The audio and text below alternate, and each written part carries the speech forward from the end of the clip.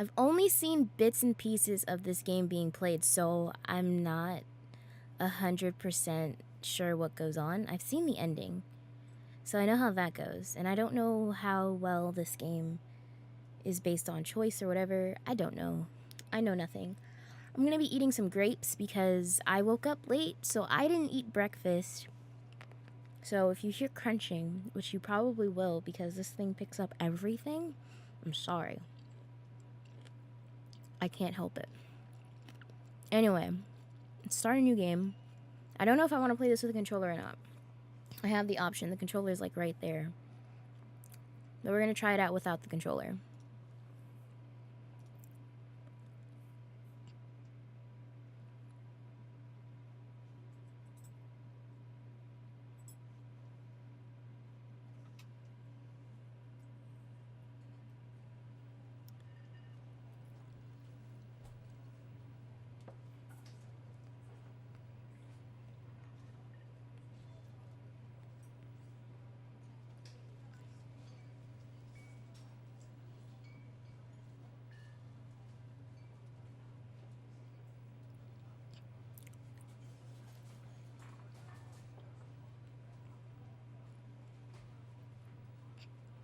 Alright, we're seeing Julia.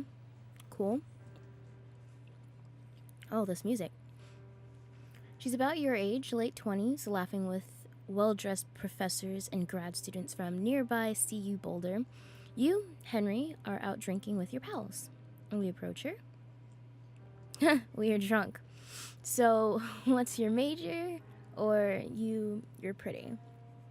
I don't know. I don't know. I feel like if you're drunk, you won't ask what's your major, so let's go with that. You're pretty, she says coolly. You are not. You are a future hangover. What? You reply confused. Someone should buy you a cheeseburger, she says. She flags down a waiter, and 1 week later, you are Julia's boyfriend. Oh, that's fast. Cool. That's pretty cool. I've never seen this. I don't know what this is. Okay. Got a backpack. Coolio. Can I... Whoa. Oh, this is cool. I've never seen this before. Can I walk around before I go to the truck, or is that not a thing? I could. I don't feel like it. Let's just go into the truck. Can I drive the truck? I guess not. Hey, Waldo, what's going on?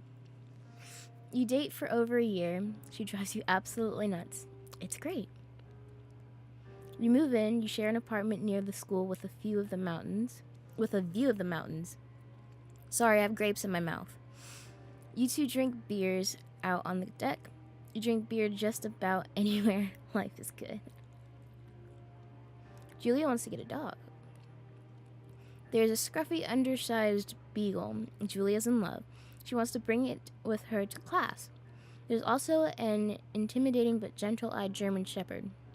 Nothing bad could happen to Julia while walking this dog. It's badass.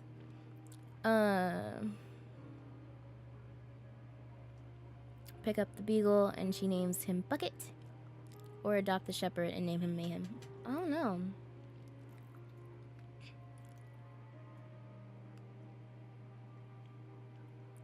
I don't know. I feel like I would get the one that she's in love with, though I do want to protect her. I don't know, we're gonna get the beagle. Bucket's a good dog, and a week later you've totally forgot about the other one.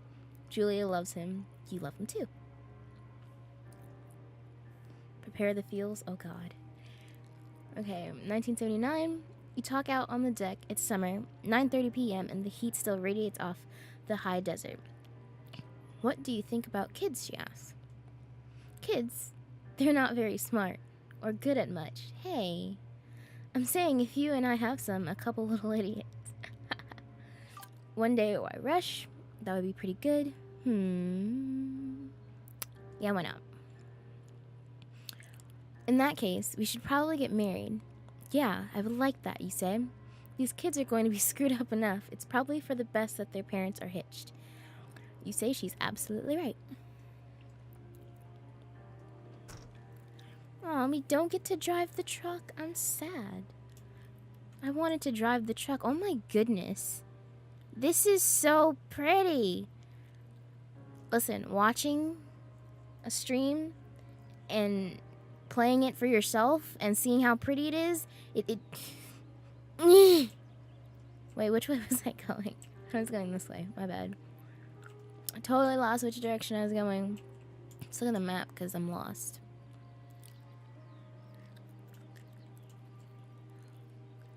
Do not forget to check in. No fireworks. You're in their country. Learn to live with bears. Oh God. Warning. Thoroughfare trail is not recommended for inexperienced hikers. Yes, I do understand. This is so beautiful. 1980. It's a Thursday night and Julia is 4 hours late. She doesn't call, you're worried and getting angrier by the minute. She walks in after you've gone to bed. She's not quite drunk, but she's clearly been having a fun time. You fight when she gets between the sheets. You get mad. You ignore her. I mean, I'm pretty salty. I would be pretty salty. I feel like the best option would be just to ignore and not get mad, you know?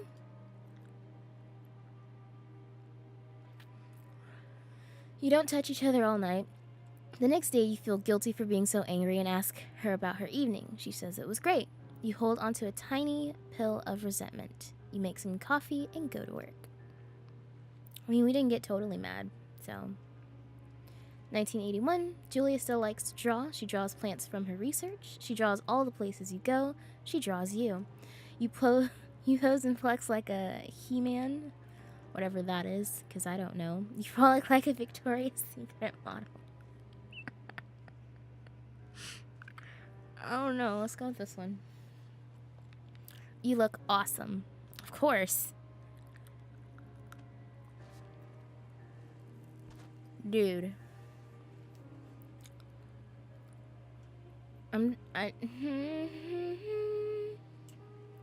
colors in this game. I'm in love. It's so pretty. What's this sign say? 2 forks. Fire lookout, 8 miles.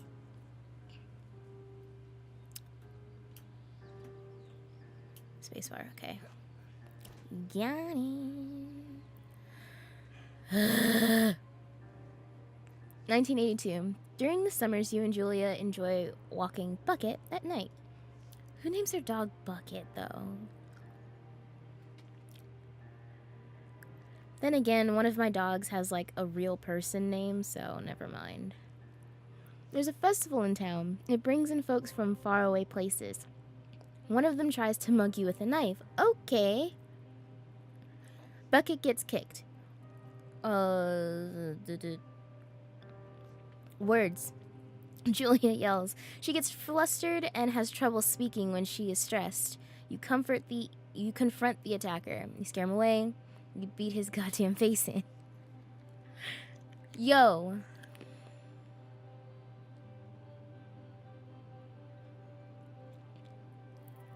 Yo, I'm sorry. I'm very defensive about my dogs and the people that I love, so... Your arm gets cut up, but you beat the guy to a pulp. You don't feel very tough. You cry your eyes out before the cops show up. Julie asks to take a different path from that day forward. You say, okay, you don't want to go that way either. From then on, you walk by the river. It's much safer there. 1984, plans to have kids get waylaid by work. That's a word I've never heard before. Julie gets offered a job at Yale. Yale is in Connecticut, 2,000 miles away. It's a great job, associate department chair. She wants to move. You absolutely do not. Convince her not to take the job. Agree if she commutes back and forth. You ask her if she'll commute back and forth. You don't want to move to Connecticut. She says that'll be hard, but she'll do it for you if you won't move. You tell her not to pass it up if it's what she wants. That's what it says. She agrees. She flies back to Boulder 3 times each semester. Coolio. 1985, Julia sent home from Yale on paid leave after her having an episode. She lost it on a colleague for borrowing books that were important to her research. She didn't remember she had happily loaned them to him just 2 days prior. Okay. She was found crying in the stairwell. You say that maybe you guys should talk to someone about it. You make a macaroni and drink wine and try to forget about it. No. We talk about our problems here. After seeing multiple doctors and having many tests, they are worried that Julia might be suffering from early onset dementia. She is 41. You both decide to keep it a secret for now. Okay. Where the fluff am I and where am I supposed to go? Okay. Huh. Okay. Oh, cool. Bucket's still with us. Bucket is getting older. Julia comments that it's kind of nice because he gets in less trouble around the house. A week later, she goes back to the university. 1987, Julia's affliction gets worse. She can't remember things in class. Her research is in shambles. She drives her car to the next town over for no particular reason and has to be brought home by the police. She is devastated. She's sent home on permanent medical leave. Some days you get the Julia who calls you a dope and your unborn children little idiots. Other days you get a stranger. She pulls you into bed to make love. After 5 minutes, she goes into a panic, believing her dad is at the door. That sucks. You tell her family. They are crushed and begin to make trips to and from their home in Australia to visit her. For a while, your friends come by with little things to brighten the day. She gets worse. Dude. 1988, you spend your days following Julie around the house. You count the seconds between the 2 weekly visits from Daniel the nurse. He suggests that Julia should live somewhere else, somewhere with 24-hour care. A home. It sits with you for a couple months. You decide to move her into a full-time care facility. You are determined to take care of her by yourself.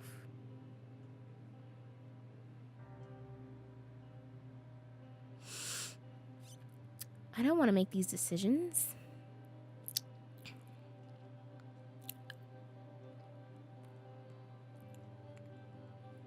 I don't know. If I lost my memory, I probably wouldn't want to be put in a home.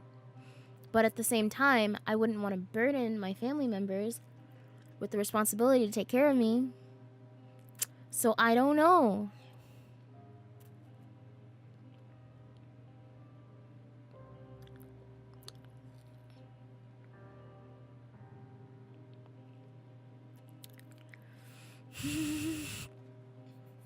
Okay, we'll do this.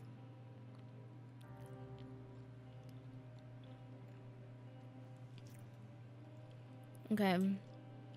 Look at the greens now. This is just so pretty. Kind of makes me appreciate the fact that I live in the country versus the city. I get to see pretty things like these.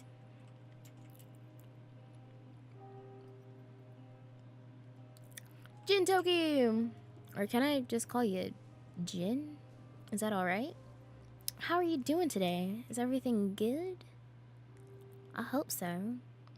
It is impossibly hard. The worst is when you get mad at her, like when she tries to cook her own food. You can't do anything without her, and she can't do anything without you. You're stuck. It's the worst. Okay, sweet. Cool. When she goes to sleep, you stay up for a few hours, drinking on the deck, watching baseball in the summer, college basketball in the winter, and drinking then too. You start going out after you put her to bed. The first time you do it, you worry about her getting up and walking around while you're gone. You put a chair in front of the bedroom door. You trust that she sleeps like a rock. Honestly, I wouldn't have gone out in the first place. So, yeah. You go to the same bar at the boring end of Pearl Street. It's nice there. Over time, you tell Sheila, the bartender, everything. It's a huge weight off. You're home and in bed by 1 a.m. a couple nights a week. You look forward to those nights.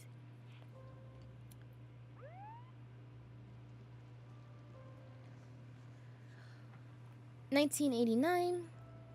One night, you are stopped at a DUI checkpoint. You blow a .10 and are taken to jail for the night. You consider trying to hide it, but you tell your sister-in-law, Susan. Julia's parents take the next plane from Australia. They can't believe the state your house is in. Then they tell you Julia's coming to live with them. You don't argue, you say you'll visit soon. A few weeks go by, summer is coming, and you see an ad in the paper for a job. We take it, obviously. That sucks.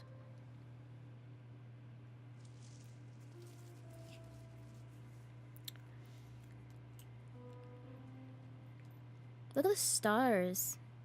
I like the stars. Then I like space in general, so the stars is an added bonus. I was super silly one time and I was like,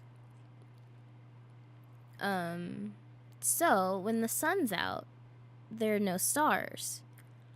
But then I thought about it and I was like, that doesn't make any sense. The stars can't just disappear. They're just there. You can't see it because the sun is too flippin' bright. I was silly. That was a few months ago, by the way. So it wasn't like I was a kid thinking these silly things. It's not one of my proudest moments. Turn on the power. Where's the power? Where's the power? Is that the power? Of course, it's blinking. Anything that blinks is probably power. Hello, Two Forks Tower. Well, hello there. Wait, where's the thing? Oh, there it is. Two Forks Tower, this is Thoroughfare Tower. Come in. Yeah, science, right? Hold left shift to activate radio. Oh. Buttons. Hello? Whoever this is? It's Henry, right? Yeah. I'm Delilah. Yeah, that's what the guy said on the phone. So, what's wrong with you? Excuse me? People take this job to get away from something. So, what's wrong? What's wrong with you? That's a great idea. Go ahead. Look, I just hiked for 2 days, so I don't really follow whatever it is you're doing right now. You take a stab at what's wrong with me. Fine, then can I sleep forever? Sure, buddy. Okay, now go ahead. Okay. You killed 3 ex-husbands. You're rebelling against Mom. Nobody back home can stand you. Okay, you're probably out here because nobody back home can stand you. Which, after this brief introduction, is not a big shock. There's so much sass. I'll chalk that up to you being tired and grumpy. Mm-hmm. I'd better get some sleep then. One sec. Now it's my turn. Oh. Okay, good night, bye. Let's see. I don't know anything about you. I say you got fired from your job and have finally decided to write your novel. That's the sort of bullshit reason you'll find a man out in the woods. Good night. Welcome to the job.